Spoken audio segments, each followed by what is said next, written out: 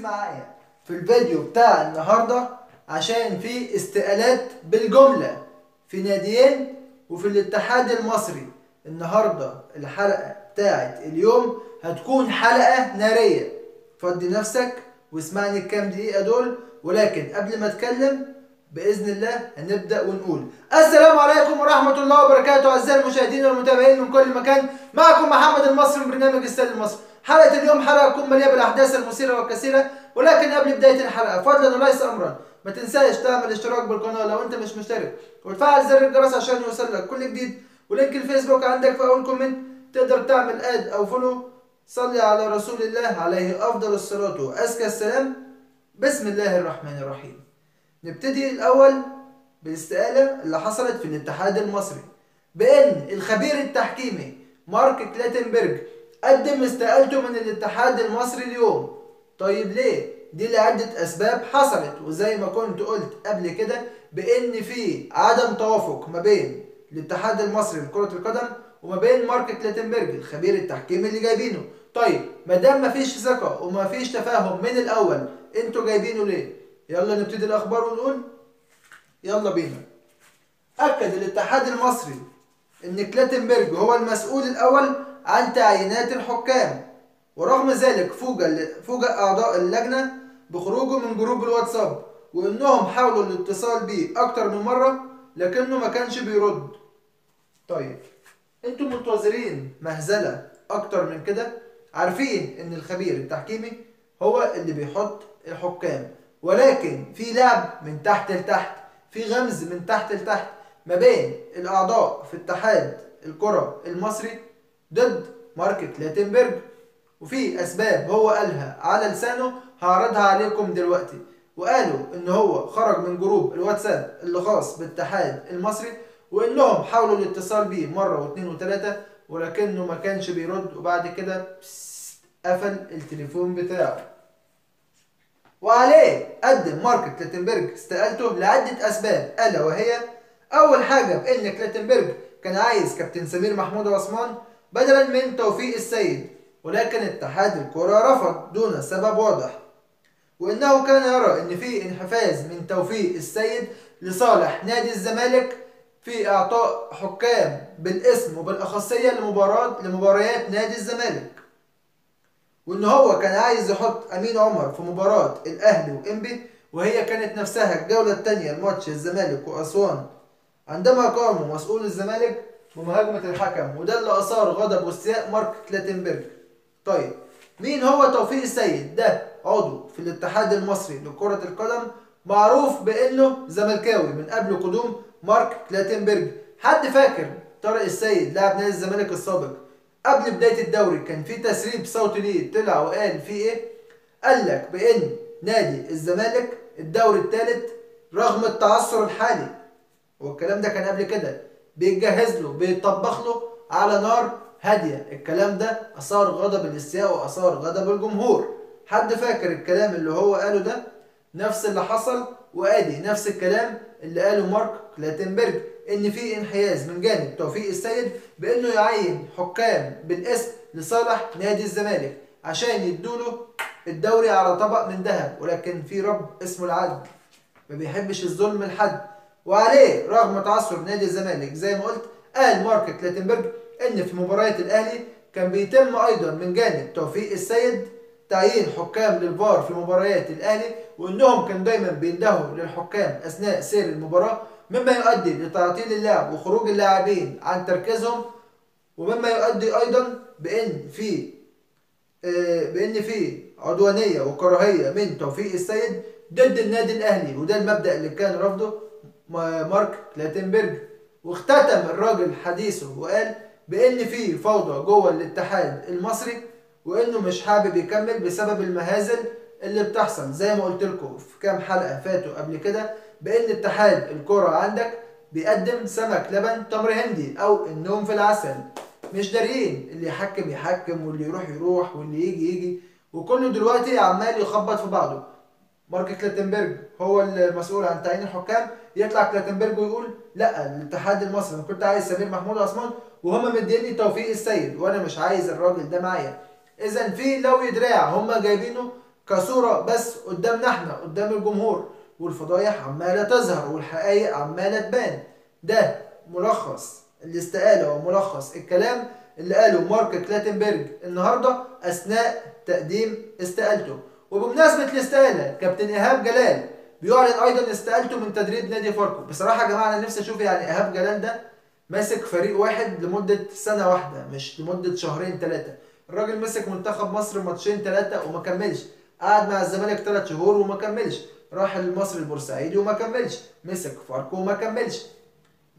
مع كل الاحترام ليه، انا مش عايز اقول عليه مدرب فاشل، لكن احترم نفسك واحترم سنك، وانا اسف ان انا بقول كده، واقعد في البيت. انت مفيش نادي قدمت معاه بطولة تذكر. بطولة ايه؟ نص موسم يذكر، مفيش بطولات، نص موسم يذكر، سواء بقى مع مصر المقاصة، سواء مع الزمالك، سواء مع فاركو، او بانه مسك منتخب مصر وطلعت الجماهير تهلل. ايهاب جلال اتعرض للظلم، ايهاب جلال ما خدش حقه. ادي الضحك اللي بيقدمه في الدوري المصري كابتن ايهاب جلال. والنهارده كمان بمناسبة الاستقالات، نادي الزمالك بيعلن إقالة فيريرا وجهازه المعاون بأمر من مرتضى منصور رئيس نادي الزمالك. وقال إن الخبر ده كان بايت من يومين من بعد مباراة النادي الأهلي، ولكن إحنا ادينا له فرصة أخيرة ولكنه لم يستغلها أحسن استغلال اليوم. ومما أدى أيضا اليوم حنفية الدش مفتوحة على الآخر.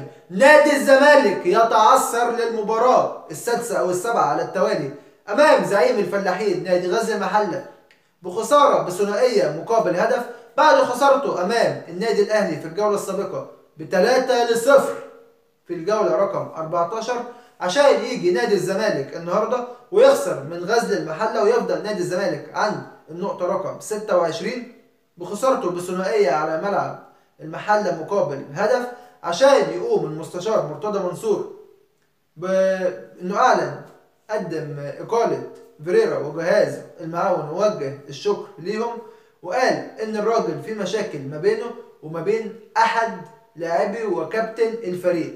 كابتن الفريق اللي هو مين؟ محمود عبد الرازق فضل الله الشهير بشيكابالا، بإن في جروب على الواتساب ما بين اللعيبة وما بين فيريرا، في إن في لعيبة عايزاه وفي إن في لعيبة مش عايزة فيريرا في الفريق، منهم محمود عبد الرازق شيكابالا اللي صرح وقال قبل كده فيريرا قدام الاعلام. كان هو طلع قال كده: انا بقول ان انا عايز شيكابالا، لكن جوه الفريق انا بقول انا مش عايزه. طيب هو ليه بيلعبه؟ لانه مفروض عليه. انتوا عارفين محمود شيكابالا بيلعب في الزمالك ازاي؟ بالعافيه، وجمهور الزمالك عارف كده، واللي عايز يقول غير كده يقول، واللي عايز يشتم يشتم، انا ما بيفرقش معايا. انتوا عارفين ان بيلعب في النادي بالعافيه، ما كانش لاقي نادي يروح له بمعنى اصح، مما ادى عليه ان الراجل بيلعبه مضطر غصب عنه.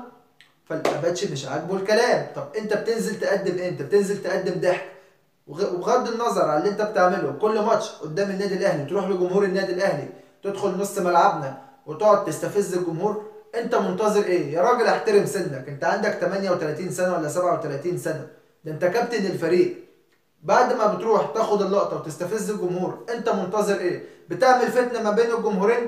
فين رئيس النادي الزمالك للتدخل في هذا الامر؟ مش اول مره شيكابالا يعملها، وان دايما اي مشكله بتحصل ما بيننا كجمهور الاهلي وما بين النكره محمود عبد الرازق فضل الله الشهير بشيكابالا بيكون هو السبب فيها. وجمهور الزمالك شاف كله التصرف بتاعه اللي فات قدام مباراه العملاق النادي الاهلي، مما ادى لاستياء الجمهور، وقعدوا يشتموا يقولوا العبيط اهو. طبعا ما عجبوش الكلام، طلع يجري ويعيط على جمهوره كالعاده، وقعدوا يشتموا في جمهور الاهلي وعملوا فتنه خلال الماتش. وهو حب ياخد اللقطه، قعد يعمل لهم كده، ولما لقى الهتاف والسباب كتر راح مسقف لهم وقال لهم لا شجعوا اللعيبه، قال يعني احنا مش واخدين بالنا. ونزل اخر 10 دقايق ولا ربع ساعه، نزل قدم ضحك، ما عملش اي حاجه خلال المباراه. ولكن نرجع لموضوعنا، بان شيكابالا عمل في الجروب الواتساب اجتماع مع اللاعبين بعد ما دخلوا في الجروب وقالوا ان هم مش عايزين فيريرا. طيب انت مش عايز فيريرا ايا كان السبب، توقع فريقك، تدمر فريقك، انت بتدور على المصلحة الشخصية لفرد واحد ولا بتدور على المصلحة العامة؟ وعليه ايضا تم رجوع امير مرتضى منصور بدوره في نادي الزمالك، وتعيين كابتن أسامة نبيه كمدير فني لآخر الموسم. معاه أيضا كابتن إسماعيل يوسف مدير للكرة، وتعيين كل من حسين ياسر المحمدي ومحمد صبري مدربين مساعدين، ومحمود فايز محلل أداء، وإنهم هيستمروا لنهاية الموسم لحين قدوم مدرب أجنبي لنادي الزمالك. ولكن حتى الآن الزمالك رغم الاحتواء، أنا لسه عندي كلامي، رغم الاحتواء الزمالك بيقدم ضحك، الزمالك بيقدم واحدة من أسوأ مواسمه أقدر أقول في الخمس أو 6 سنين الأخيرة. الزمالك بيتعثر.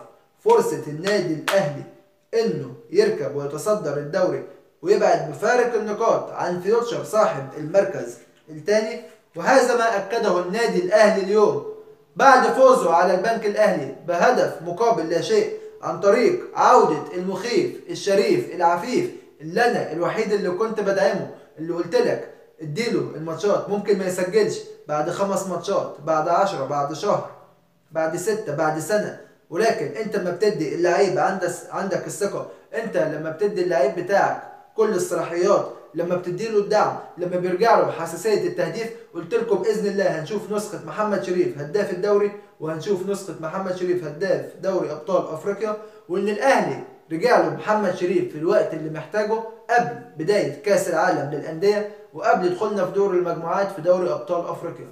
واللهم لك الحمد، كل كلمة قلتها حصلت حرفيا مع اللاعب المتألق اللي أنا بعشقه محمد شريف. ونيجي كمان لختام حلقة اليوم ونختمها بالنتائج اللي تمت ما بين الفرق. فيوتشر والمصري بيتعادلوا 1-1، سموحة وبيراميدز 2-1 لصالح نادي بيراميدز، غزل المحلة والزمالك 2-1 لصالح غزل المحلة، وأخيرا وليس آخرا فوز النادي الأهلي على البنك الأهلي بنتيجة 1-0 لكي يتصدر الأهلي الجدول منذ انطلاقه حتى الآن، ولكي يتصدر الأهلي أيضا الترتيب ليكون وحيدا على الصدارة وبلا خسارة. وبإذن الله النادي الأهلي قادر يحسم الدوري بعد رجوعه من كأس العالم بإذنك يا رب، وبفضل الله الدوري يرجع في الجزيرة، وبإذن الله أفريقيا اللي اتسرقت مننا هترجع لنا. بكده أنا بكون وصلت لنهاية الحلقة بتاعتي. لو عجبتك ما تنساش تعمل لايك وتسجل اشتراكك بالقناة لو انت مش مشترك، وتفعل زر الجرس عشان يوصلك كل جديد. اشكركم والسلام عليكم، والى اللقاء في حلقة غد ان شاء الله. لينك الفيسبوك عندك في اول كومنت، تقدر تعمل اد او فولو. ولا تنسوا الدعم، كل الدعم لنادينا المفضل، برئيس النادي، بمجلس الادارة، بالمدير الفني، باللاعبين، وبالجمهور. لكم كل الدعم لنادي القرن، النادي الاهلي.